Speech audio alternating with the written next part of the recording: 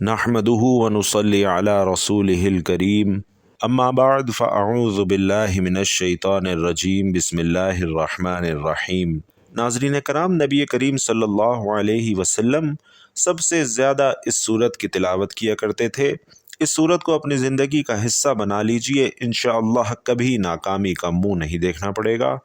ناظرین کرام، یہ سورت پڑھنے سے انسان کو کئی روحانی اور دنیاوی فوائد ملتے ہیں۔ قرآن اور حدیث میں واضح طور پر ذکر کیے گئے ہیں۔ تسبیحات اور قرآن پاک یعنی اللہ کا ذکر ایک اہم عبادت ہے جو انسان کو اللہ کے قریب لے آتی ہے اور اس کے دل میں سکون اور اطمینان اور روحانی طمانینت پیدا کر دیتی ہے۔ اللہ تعالیٰ قرآن پاک میں فرماتا ہے کہ سن لو، اللہ کے ذکر سے ہی دلوں کو سکون ملتا ہے۔ تو قرآن مجید پڑھنا انسان کے دل کو سکون اور اطمینان دیتا ہے۔ جب انسان اللہ کے ذکر میں مشغول ہوتا ہے تو وہ دنیاوی پریشانیوں سے دور ہو کر اللہ کی طرف متوجہ ہو جاتا ہے، جس سے اس کے دل میں سکون آتا ہے۔ اور جو لوگ اللہ کا ذکر کرتے ہیں یعنی تسبیحات کرتے ہیں تو اللہ تعالیٰ ان کے گناہوں کو معاف فرما دیتا ہے۔ اللہ فرماتا ہے کہ میرے بندے، تو میرا ذکر کر، میں تیرا ذکر کروں گا۔ تو ناظرین، تسبیح پڑھنے سے اللہ سے مانگی گئی دعائیں قبول ہوتی ہیں، جیسا کہ حضرت ابو ہریرہ رضی اللہ تعالی عنہ سے مروی ہے کہ جو شخص اللہ کا ذکر کرتا ہے یعنی تسبیح پڑھتا ہے تو اللہ اس کی دعائیں قبول کرتا ہے اور ایسے انسان سے مشکلات دور کر دی جاتی ہیں۔ اللہ کے ذکر سے انسان کی دعائیں قبول ہوتی ہیں اور وہ اپنی مشکلات سے نکلنے میں کامیاب ہو جاتا ہے۔ قرآن مجید پڑھنے سے انسان کی زندگی میں برکت آتی ہے، اور جو شخص صبح شام اللہ کا ذکر کرتا ہے اس کی روزی میں برکت ہوتی ہے۔ تو ناظرین، تسبیح انسان کی روزمرہ زندگی میں برکت، کامیابی اور سکون لے کر آتی ہے، پریشانی، ڈپریشن اور ناکامی لے کر جاتی ہے، اور یہ عمل دنیا اور آخرت میں بھی کامیابی کا سبب بنتا ہے۔ اور سب سے بڑی بات کہ تسبیح پڑھنے سے اللہ کی مدد اور اس کی حفاظت بھی ملتی ہے۔ باب العلم حضرت علی رضی اللہ تعالی عنہ سے مروی ہے کہ جو شخص اللہ کی تسبیح کرتا ہے اللہ اس کی ہر پریشانی میں مدد کرتے ہیں۔ اللہ کا ذکر انسان کو شیاطین کی شرارتوں سے محفوظ رکھتا ہے اور اللہ کی مدد کی ضمانت بھی فراہم کرتا ہے۔ تو محترم ناظرین، اگر آپ چاہتے ہیں کہ اللہ پاک آپ کو دونوں جہانوں میں عزت اور کامرانی عطا فرمائے، آپ کبھی کسی کے محتاج نہ ہوں، کبھی کسی کے سامنے ذلت اور رسوائی کا سامنا نہ کرنا پڑے، دشمنوں سے، حاسدین سے ہمیشہ محفوظ رہیں، تو آپ یہ بازی پلٹنے والی سورت ضرور پڑھا کریں۔ اس سورت کو پڑھنے والے کے حق میں اللہ تعالیٰ فیصلے فرما دیتے ہیں اور اس کے تمام مقاصد، اس کی تمام خواہشات اور مرادیں پوری کی جاتی ہیں۔ اس کے ہر کام پہ اللہ کن کا حکم فرما دیتا ہے اور اس کا ہر ناممکن کام اس کے حق میں کر دیا جاتا ہے۔ اور ناظرین، اس صورت سے انشاءاللہ دونوں جہانوں میں آپ کو عزت اور کامیابی ضرور ملے گی۔ انسان جب کبھی اپنی زندگی کے مقصد کو سمجھنے کی کوشش کرتا ہے تو اسے اس حوالے سے مختلف قسم کی آراء سننے کو ملتی ہیں۔ اللہ تبارک و تعالی نے قرآن مجید میں اس حوالے سے بہت ہی واضح اور خوبصورت بات ارشاد فرمائی ہے۔ اللہ تبارک و تعالی سورۃ الانبیاء میں ارشاد فرماتے ہیں، اور نہیں ہم نے پیدا کیا آسمان اور زمین کو اور جو کچھ ان دونوں کے درمیان ہے کھیلتے ہوئے، یعنی بے مقصد پیدا نہیں کیا۔ اگر ہم چاہتے کہ ہم بنائیں کوئی کھیل تماشا تو یقیناً ہم بنا لیتے اسے اپنے پاس سے، اگر ہم ہوتے ایسا کرنے والے۔ اسی طرح سے سورۃ المؤمنون میں اللہ تعالیٰ یہ ارشاد فرماتے ہیں، تو کیا تم نے سمجھ لیا کہ بے شک ہم نے پیدا کیا تمہیں بے مقصد ہی، اور یہ کہ بے شک ہماری طرف تم نہیں لوٹائے جاؤ گے؟ پس بہت بلند ہے اللہ جو حقیقی بادشاہ ہے، نہیں ہے کوئی معبود مگر وہی رب ہے عزت والے عرش کا،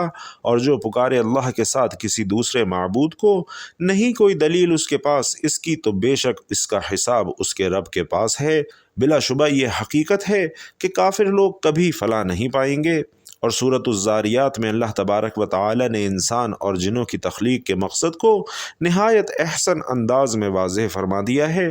اللہ تبارک و تعالی کیا ارشاد فرماتے ہیں، اور میں نے نہیں پیدا کیا جنوں اور انسانوں کو مگر اس لیے کہ وہ میری عبادت کریں۔ ناظرین، مذکورہ بالا تمام آیات پر غور و فکر اور تدبر کرنے کے بعد یہ بات سمجھ آتی ہے کہ تخلیق انسانیت کا مقصد در حقیقت اللہ تبارک و تعالی کی معرفت حاصل کرنا اور اس کی بندگی اور عبادت کو بجا لانا ہے۔ ان عبادات کو بجا لانے کے مختلف طریقے کتاب و سنت میں مذکور ہیں، جن میں ایک انتہائی خوبصورت اور آسان طریقہ اللہ تبارک و تعالی کا مسلسل ذکر کرنا ہے۔ بھائیوں اور بہنوں، کتاب و سنت کے متعلق سے یہ بات معلوم ہوتی ہے کہ اللہ تبارک و تعالی نے مخلوقات سے جملہ عبادات کے اہتمام کا اعتدال سے تقاضا کیا ہے، مگر جب ہم ذکر الہی پر غور کرتے ہیں تو یہ بات معلوم ہوتی ہے کہ ذکر الہی کو ہمیشہ کثرت سے بجا لانے کی تلقین کی گئی ہے۔ اللہ تبارک و تعالی قرآن مجید میں ارشاد فرماتے ہیں، آسمانوں اور زمین کی پیدائش میں اور رات دن کے ہیر پھیر میں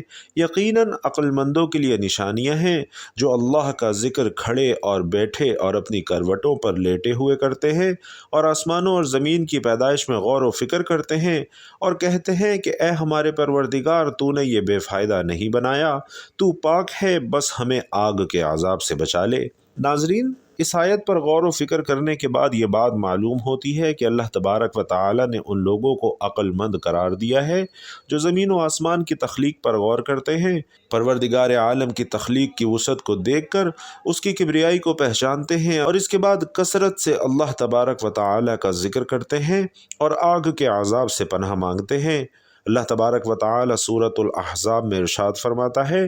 اے ایمان والو، اللہ تعالیٰ کا ذکر بہت زیادہ کیا کرو۔ اور ناظرین، ذکر الہی بکثرت کرنے کا نتیجہ یہ نکلتا ہے کہ اللہ تبارک و تعالی انسانوں کی زندگیوں کے اندھیرے دور کر کے ان کو روشنیوں کے راستے پر چلا دیتے ہیں، جیسا کہ ارشاد ربانی ہے، اے ایمان والو، اللہ تعالیٰ کا ذکر بہت زیادہ کیا کرو اور صبح شام اس کی پاکیزگی بیان کیا کرو،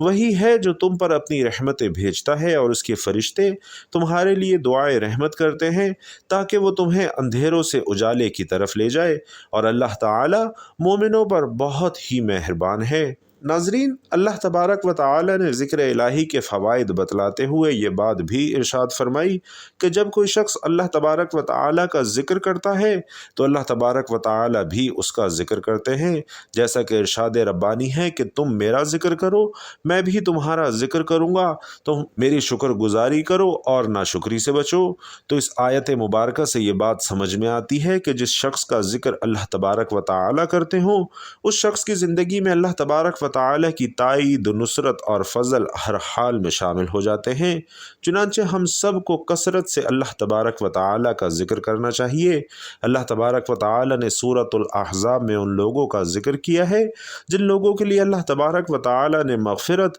اور اجر عظیم تیار کر رکھا ہے۔ اللہ تعالی سورۃ الاحزاب میں ارشاد فرماتے ہیں، بے شک مسلمان مرد اور مسلمان عورتیں، مومن مرد اور مومن عورتیں، فرما برداری کرنے والے مرد اور فرما بردار عورتیں، راست باز مرد اور راست باز عورتیں، صبر کرنے والے مرد اور صبر کرنے والی عورتیں، عاجزی کرنے والے مرد اور عاجزی کرنے والی عورتیں، خیرات کرنے والے مرد اور خیرات کرنے والی عورتیں، روزے رکھنے والے مرد اور روزے رکھنے والی عورتیں، کثرت سے اللہ کا ذکر کرنے والے اور ذکر کرنے والیاں، ان سب کے لیے اللہ نے وسیع مغفرت اور بڑا ثواب تیار کر رکھا ہے۔ تو ناظرین، اس آیت مبارکہ سے یہ بات معلوم ہو رہی ہے کہ وہ لوگ جن کے لیے اللہ تبارک و تعالی نے وسیع مغفرت اور بڑا ثواب تیار کر رکھا ہے، ان لوگوں میں بکثرت اللہ تبارک و تعالی کا ذکر کرنے والے مرد اور عورتیں بھی شامل ہیں۔ نماز کی ادائیگی کا ذکر کرتے ہوئے اس بات کو بیان کیا گیا ہے کہ نماز فحاشی اور برائی کے کاموں سے روکتی ہے۔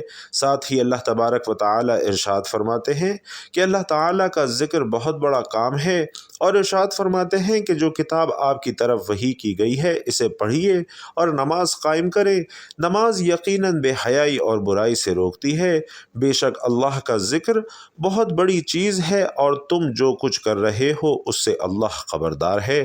اور ناظرین، اس آیت مبارکہ پر تدبر کرنے سے یہ بات معلوم ہوتی ہے کہ اللہ تبارک و تعالیٰ کا ذکر کرنے کے نتیجے میں انسان کو جو فوائد حاصل ہوتے ہیں وہ فحاشی اور منکرات کے اجتناب سے کئی بڑھ کر ہیں۔ چنانچہ ہر مومن اور مسلمان کو بکثرت اللہ تبارک و تعالیٰ کا ذکر کرنا چاہیے، کیونکہ ذکر الہی انوار کی کنجی ہے، بصیرت کا آغاز ہے، جمال فطرت کا اقرار ہے، یہ حصول علم کا جال ہے، یہ تماشا گاہ ہستی کی جلوہ آرائیوں اور حسن آفرینیوں کا اقرار ہے۔ ذاکر کے ذکر میں، زاہد کے فکر میں خالق آفاق کی جھلک نظر آتی ہے، اور ذکر الہی دراصل خالق حقیقی سے رابطے کی ایک شکل ہے، جیسا کہ سورۃ العنکبوت میں ارشاد ربانی ہے، اور یقین کرو کہ اللہ کا ذکر ہر چیز سے بزرگ تر ہے۔ اور ناظرین، اللہ کے ذکر میں نماز، تلاوت قرآن حکیم، دعا، استغفار سب کچھ شامل ہے۔ بقول حافظ ابن القیم، ذکر اللہ کی بڑی عظمت، اہمیت اور برکات ہیں۔ ذکر اللہ سے اللہ کا قرب نصیب ہوتا ہے، انسان کی روحانی ترقی ہوتی ہے، ذکر اللہ سے قلوب منور ہوتے ہیں۔ ذکر اللہ ہی وہ راستہ اور دروازہ ہے کہ جس کے ذریعے ایک بندہ بارگاہ الہی تک پہنچ سکتا ہے۔ اور رسول علیہ الصلاۃ والسلام کیا ارشاد فرما رہے ہیں کہ جب بھی اور جہاں بھی کچھ بندگان خدا اللہ کا ذکر کرتے ہیں تو لازمی طور پر فرشتے ہر طرف سے ان کے گرد جمع ہو جاتے ہیں، انہیں گھیر لیتے ہیں، اور رحمت الہی ان پر چھا جاتی ہے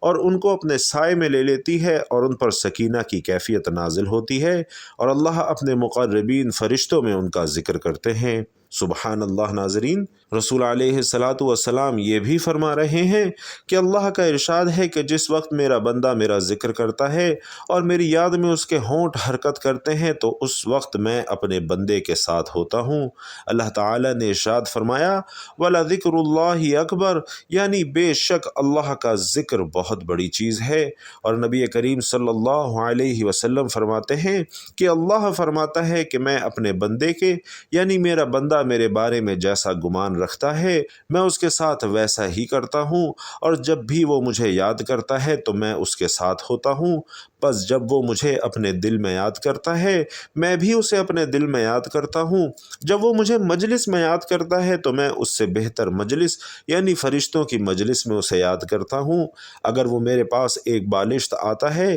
تو میں اس کے پاس ایک ہاتھ آتا ہوں، اگر وہ ایک ہاتھ میرے پاس آتا ہے تو میں ایک گز اس کے پاس آتا ہوں، اگر وہ چل کر میرے پاس آتا ہے تو میں دوڑ کر اس کے پاس آتا ہوں۔ ناظرین، رسول علیہ الصلاۃ والسلام نے فرمایا، کیا میں تم کو وہ عمل بتاؤں جو تمہارے سارے اعمال میں بہتر اور تمہارے مالک کی نگاہ میں پاکیزہ تر اور تمہارے درجوں کو دوسرے تمام اعمال سے زیادہ بلند کرنے والا ہے، اور اللہ کی راہ میں سونا چاندی خرچ کرنے سے بھی زیادہ اس میں خیر ہے، اور اس جہاد سے بھی زیادہ تمہارے لیے اس میں خیر ہے جس میں تم اپنے دشمنوں اور خدا کے دشمنوں کو موت کے گھاٹ اتارو اور وہ تمہیں ذبح کریں اور شہید کریں۔ صحابہ نے عرض کیا کہ یا رسول اللہ، ایسا قیمتی عمل تو ضرور بتائیے، تو آپ صلی اللہ علیہ وسلم نے فرمایا کہ وہ اللہ کا ذکر ہے۔ اور ابن ماجہ میں لکھا ہے کہ حضرت ربیعہ بن کعب اسلمی رات کو آپ کے آستانہ اقدس پر پہرا دیتے تھے، اور وہ بیان کرتے ہیں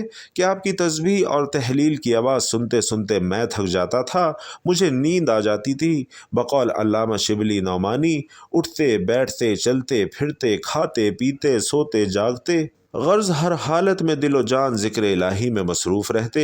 آپ سواری پر بیٹھے بیٹھے نفل ادا فرماتے، سواری کا جانور جدھر چل رہا ہے آپ ادھر ہی چہرہ مبارک نماز کی نیت فرما لیتے، اس کی پرواہ بھی نہیں فرماتے کہ قبلے کی طرف رخ مبارک ہے یا نہیں ہے۔ آپ میدان جنگ میں بھی یاد الہی سے غافل نہیں ہوتے، بدر کے غزوہ میں خشوع و خضوع کے ساتھ دونوں ہاتھ پھیلا کر بارگاہ الہی میں دعا کر رہے تھے۔ اس بے خودی کے عالم میں ردائے مبارک کندھے سے گر پڑی اور حضور کو خبر تک نہ ہوئی۔ حضرت علی 3 بار میدان جنگ میں حاضر ہوتے ہیں اور ہر بار یہ دیکھتے ہیں کہ پیشانی مبارک زمین پر ہے۔ تو ناظرین، دور حاضر میں بڑھتی ہوئی بے سکونی کی کیفیت صرف ذکر الہی سے ہی بہتر بنائی جا سکتی ہے۔ اللہ تعالی ہمیں ہر لمحہ ہر گھڑی ذکر الہی میں مشغول رہنے کی توفیق عطا فرمائے، آمین یا رب العالمین۔ تو ناظرین اب ہم جان لیتے ہیں کہ آپ نے کیا وظیفہ پڑھنا ہے، کیسے پڑھنا ہے۔ تو ناظرین جو بندہ قرآن مجید پڑھتا ہے اسے کبھی بھی کسی بھی مقصد کے لیے،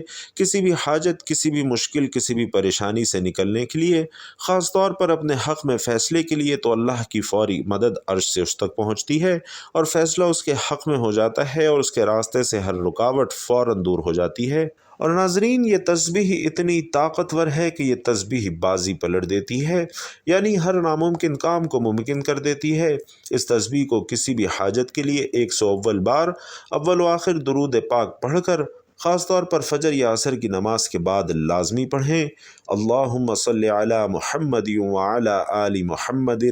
کما صلیت علی ابراہیم وعلی آل ابراہیم انک حمید مجید۔ اللہم بارک علی محمد وعلی آل محمد کما بارکت علی ابراہیم وعلی آل ابراہیم انک حمید مجید۔ تو ناظرین درود پاک پڑھنے کے بعد آپ نے سب سے پہلے اپنے مقصد کی نیت کرنی ہے، اور جب آپ نیت کر لیں تو آپ نے ایک بار تعوذ اور تسمیہ یعنی اعوذ باللہ من الشیطان الرجیم بسم اللہ الرحمن الرحیم پڑھ کر وظیفے کا آغاز کرنا ہے، اور اللہ تعالیٰ کے ناموں کی تسبیح شروع کر دینی ہے، اور اللہ تعالیٰ کے یہ 3 نام یا اللہ، یا رحمان، یا رحیم، ان کا ورد شروع کر دینا ہے، اور ان 3 ناموں کو 101 مرتبہ پڑھنا ہے۔ یا اللہ، یا رحمان، یا رحیم اس طرح سے ملا کر پڑھیں گے تو یہ ایک بار شمار ہوگا، اور 101 مرتبہ آپ نے یہ تسبیح کرنی ہے۔ اور جو صورت ہمارے پیارے نبی صلی اللہ علیہ وسلم نے بتلائی ہے وہ سورۃ الکہف ہے۔ اس کی ہر جمعے تلاوت کیا کرو، اگر ہو سکے تو روزانہ عصر کی نماز کے بعد اس کی تلاوت کیا کرو۔ حضرت علی رضی اللہ تعالی عنہ سے مروی ہے کہ اگر تم پریشان ہو تو اللہ کے نام کا ذکر یا کثرت سے اللہ کا ذکر کرو یا تسبیح کرو تو اللہ تعالیٰ اس کی مشکلات آسان فرما دیتا ہے۔ اس لیے یا اللہ، یا رحمان، یا رحیم کا ذکر کرتے رہیں، اللہ تعالیٰ کے یہ تینوں ناموں کا ذکر، اور سورۃ الکہف کی تلاوت کرنے کے بعد آپ نے استغفار کرنی ہے، کیونکہ استغفار کا پڑھنا انسان کو اللہ کی قربت دلاتا ہے، اور کہا جاتا ہے کہ اللہ اپنی مدد سے اپنے بندے کی پریشانیوں کو دور کرتے ہیں۔ تو صرف 101 بار اول و آخر درود پاک پڑھ کر اس تسبیح کو پڑھنے کا اپنا معمول بنا لیجئے، تو انشاءاللہ ہر فیصلہ آپ کے حق میں ہوگا، جیسا آپ چاہیں گے ویسا ہوگا۔ اللہ تعالیٰ آپ کی خواہشات پر کن فرما دے گا، آپ کی ہر جائز مراد کو پورا فرمائے گا۔ اور محترم ناظرین سورۃ الکہف ایک طویل سورت ہے اور اس کے مضامین میں بہت تنوع ہے۔ آج کی نشست میں ہم اس کے مضامین پر ایک طائرانہ نظر ڈالیں گے تاکہ آپ اس سورت کی اہمیت اور افادیت سمجھ سکیں۔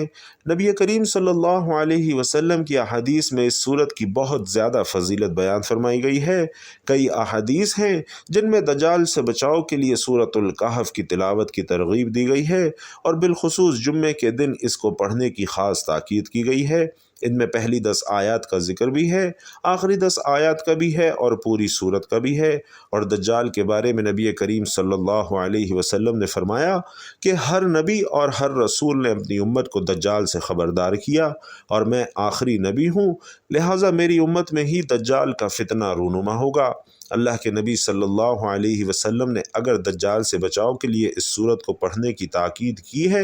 تو بھائیوں اور بہنوں ہمیں معلوم ہو جانا چاہیے کہ اس سورت کے مضامین کیا ہیں، اس حوالے سے کیا خاص گفتگو اس میں کی گئی ہے۔ اس سورت میں ایک جگہ اللہ تبارک و تعالی ارشاد فرماتے ہیں کہ یقیناً ہم نے بنا دیا ہے جو کچھ زمین پر ہے، اسے اس کا بناؤ سنگھار، تاکہ ہم انہیں آزمائیں کہ ان میں سے کون بہتر ہے عمل میں۔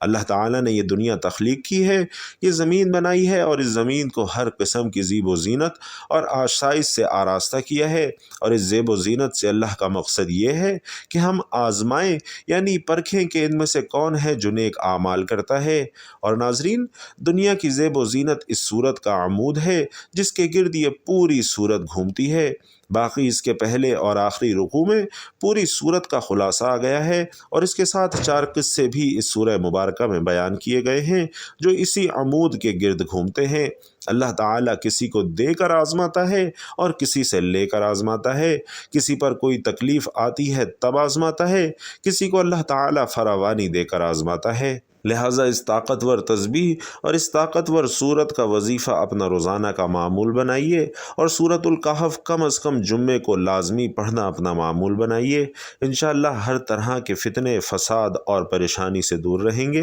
اور انشاءاللہ آپ کی تمام حاجات، تمام ضروریات اللہ تبارک و تعالی غیب سے پوری فرمائے گا۔ اللہ تعالی سے دعا ہے کہ میرا سنانا اور آپ کا سننا اپنی بارگاہ میں قبول و منظور فرمائے، جو مانگ سکے وہ بھی عطا فرمائے، جو نہ مانگ سکے وہ بھی عطا فرمائے۔ اور ناظرین، آخر میں گزارش ہے کہ اللہ تعالیٰ کے 99 ناموں میں سے انتہائی طاقتور نام یا اللہ، یا رحمان، یا رحیم، کمنٹ باکس میں ان میں سے کوئی ایک نام ضرور لکھ دیجئے گا۔ اللہ تعالیٰ ہم سب کا حامی و ناصر ہو، آمین۔ السلام علیکم ورحمۃ اللہ وبرکاتہ۔